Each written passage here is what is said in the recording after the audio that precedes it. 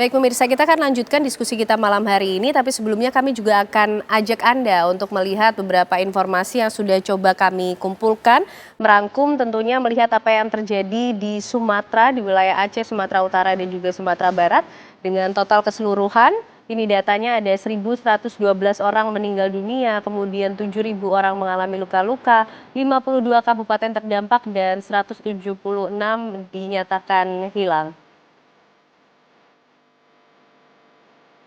Serta kalau kita lihat kerusakan infrastruktur yang terjadi, ada 734 jembatan mengalami kerusakan, 158.088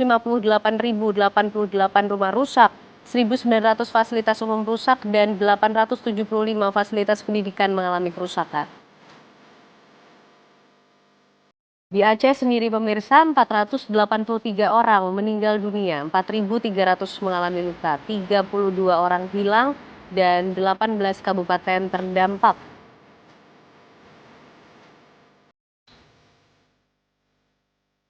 Masih di wilayah Aceh, pemirsa, 445 fasilitas pendidikan rusak, 490 jembatan juga mengalami kerusakan. 115.678 rumah warga terdampak, 1.300 fasilitas umum mengalami kerusakan, dan di Sumatera Barat 260 orang meninggal dunia, 382 orang luka, 72 dinyatakan hilang, dan 16 kabupaten terdampak. Dengan sejumlah fasilitas yang mengalami kerusakan, ada 364 fasilitas pendidikan rusak, 174 jembatan juga terdampak, 532 fasilitas umum mengalami kerusakan, dan 12.581 rumah warga juga mengalami kerusakan. Sedangkan di Sumatera Utara pemirsa datanya 369 orang meninggal, 2.300 orang luka, 18 kabupaten terdampak dengan 72 orang dinyatakan hilang.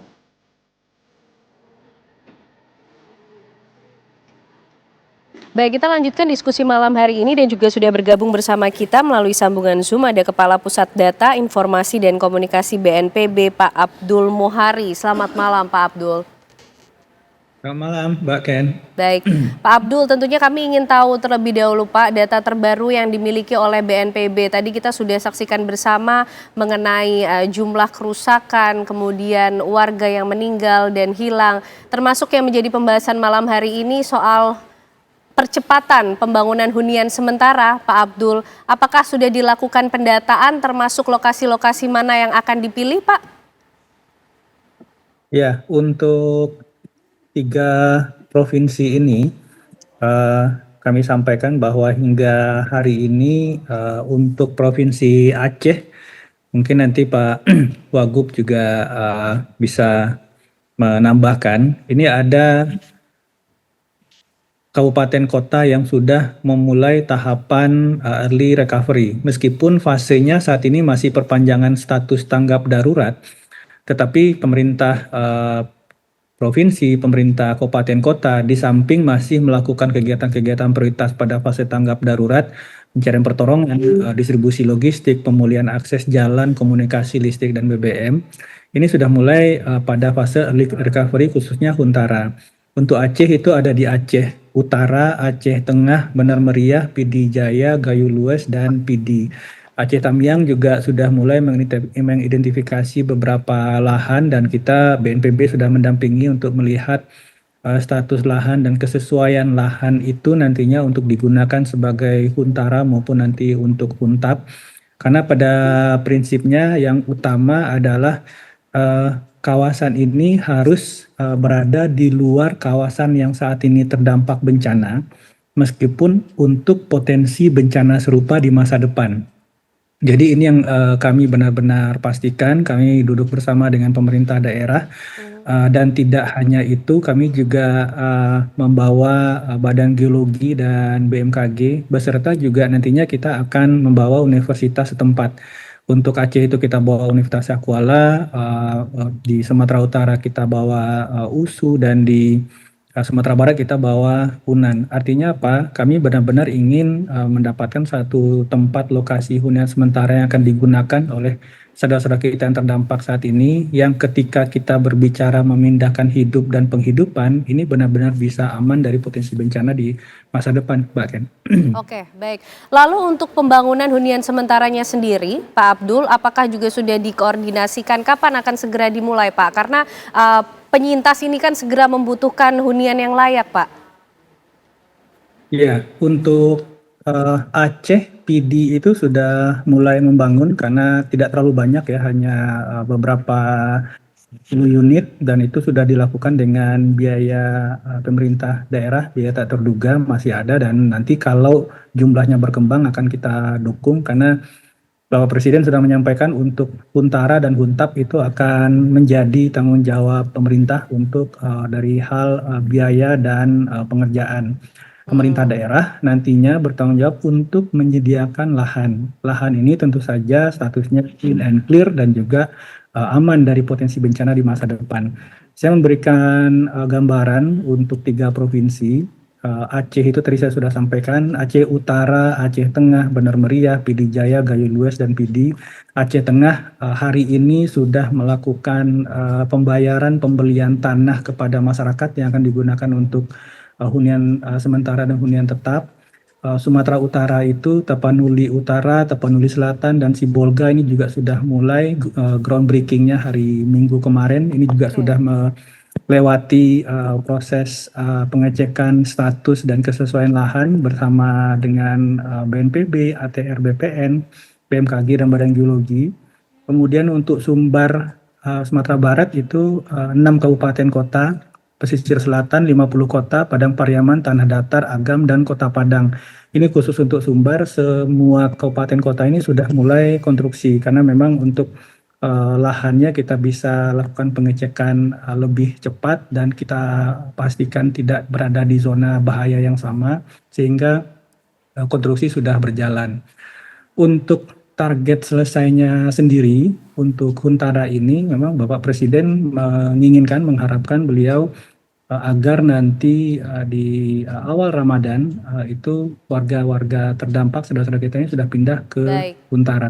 Oke, Bersamaan baik. dengan itu, tentu saja pemulihan akses fisik, komunikasi dan pemenuhan bahan bakar dan lain-lain itu sudah bisa kita selesaikan agar nanti di awal Ramadan roda ekonomi sudah bisa Baik. berputar kembali. Baik, Pak Abdul. Jadi sudah mulai dilakukan dan ada target yang akan dikejar juga. Pak Yoga, bagaimana kemudian kriteria untuk memilih lokasi-lokasi yang tepat untuk dibangun hunian sementara, Pak Ya, Yoga? yang pertama ada 3 paling tidak menjadi perhatian. Jadi Pak Abdul sudah menjelaskan. Yang pertama, daerah itu harus benar-benar memastikan bebas dari rawan bencana. Ancaman bencana saat ini dan juga tentunya ke depan ya. Beritulah kemudian nanti ada BMKG, geologi memastikan lahannya tadi itu secara teknis aman. Kedua, dalam rencana tata ruang, sesuai dengan rencana tata ruang kota kabupaten maupun juga provinsi ya, sehingga lahan yang diberikan memang benar-benar lahan yang dapat dikembangkan untuk kawasan permukiman dan juga ke depannya kawasan itu akan berkembang. Jadi tidak hanya rumah nih, di situ nanti akan dikembangkan ada sekolah misalnya, pasar. Jadi tidak hanya rumah, akan menjadi sebuah kehidupan baru tapi yang lebih baik tentunya. Nah, ketiga yang tidak kalah penting, program ini kan dalam tanda petik tadi ada 2 tahapan, 1 Huntara, kemudian baru Huntap. Ya. Jadi proses transisi ini harus dipahami oleh masyarakat bahwa ini masih dalam tahap pemulihan, berarti masih Huntara, berarti masih ada proses nanti Huntap. Nah, Huntap ini yang menurut saya tidak harus memenuhi persyaratan sangat ketat tadi ya. Pastikan lahannya benar-benar aman sesuai dengan tata ruang, terus kemudian dia menjadi pusat pertumbuhan ekonomi baru ya, sehingga kawasan tadi menjadi lebih berkembang pasca bencana. Nah, PR yang tadi menjadi menarik adalah yang perlu digarisbawahi oleh Pak Abdul tadi adalah bagaimana lahan yang terdampak bencana. Itu kan sangat luas ya.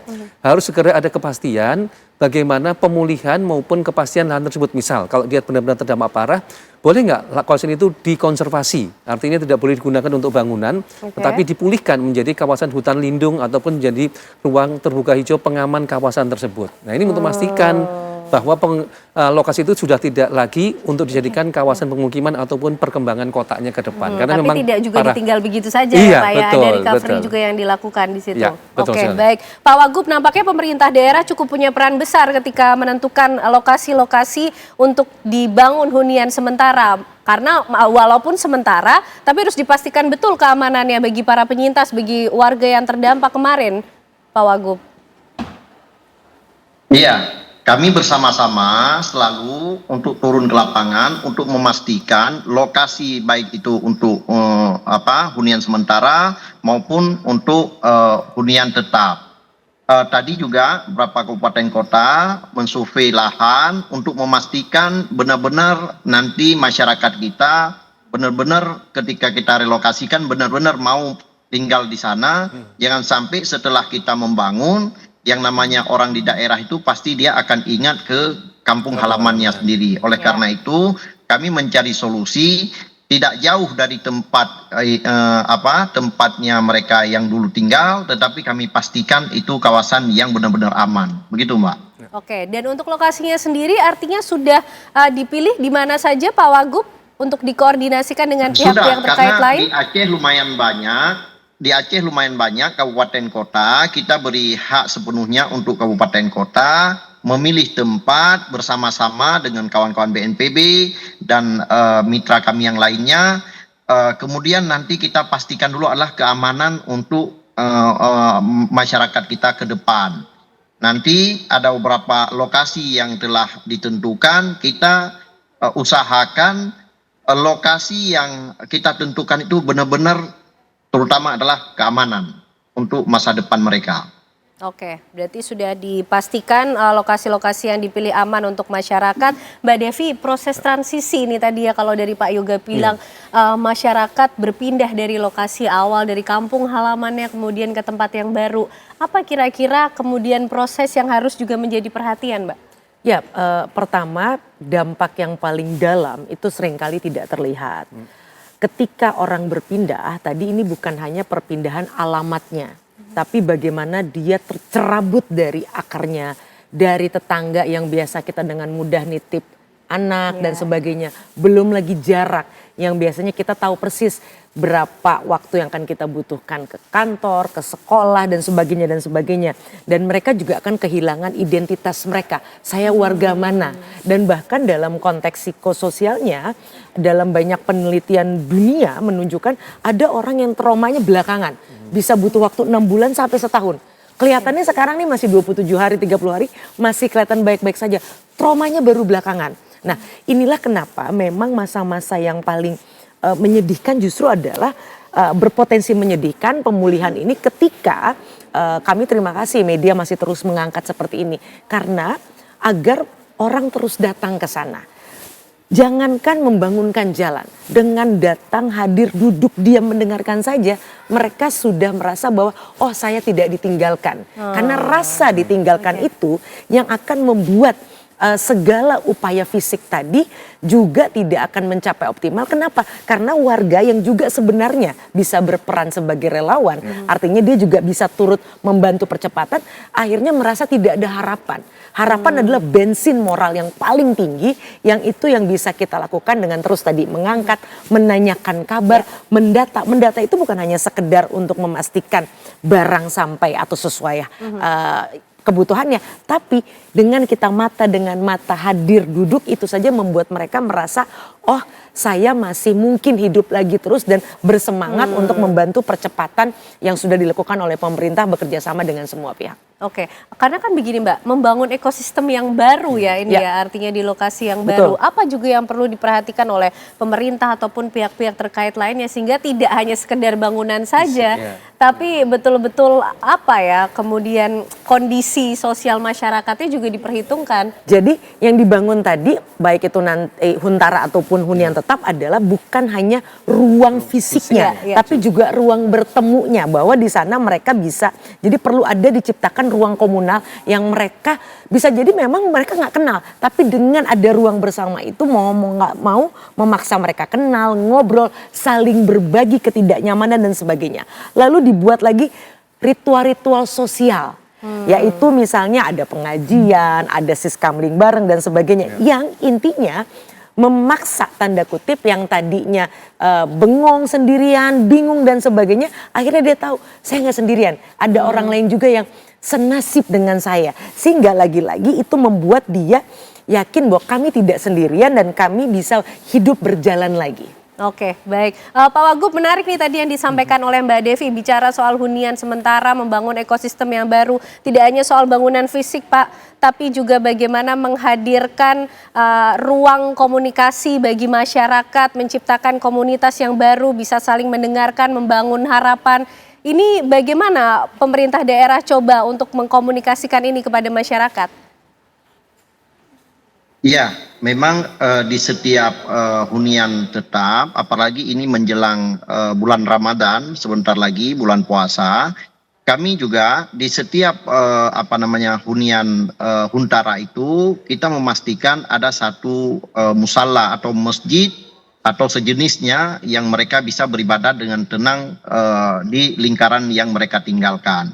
Kemudian juga kita harus memastikan kesehatan, pos kesehatan di huntara itu harus ada posko kesehatan.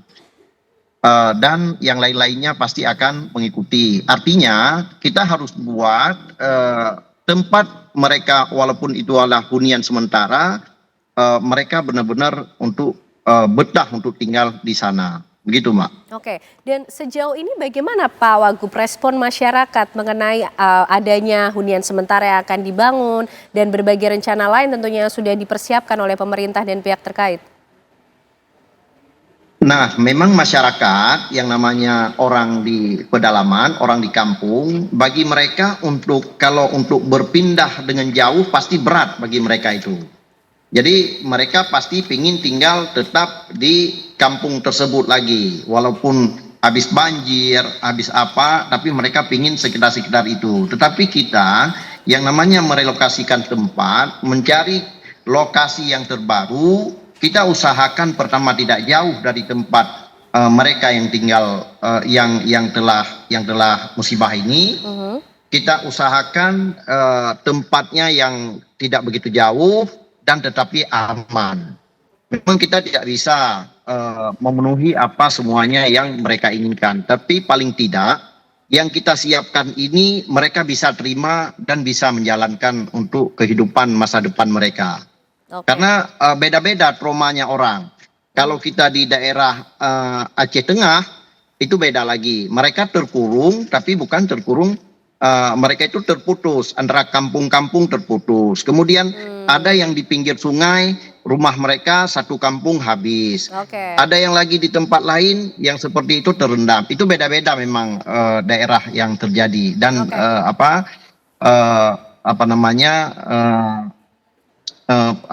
trauma orang di daerah itu beda-beda karena beda wilayah, beda daerah, beda kabupaten, beda yang terjadi. Begitu, Mbak. Oke, baik. Tadi ada kampung yang terpisah-pisah juga, termasuk pertanyaan berikutnya, bagaimana strategi penanganan di wilayah yang masih terisolir? Mungkin nanti Pak Abdul juga bisa menjawabnya. Usai jeda, Pak Abdul, kami masih akan kembali hadir untuk Anda pemirsa.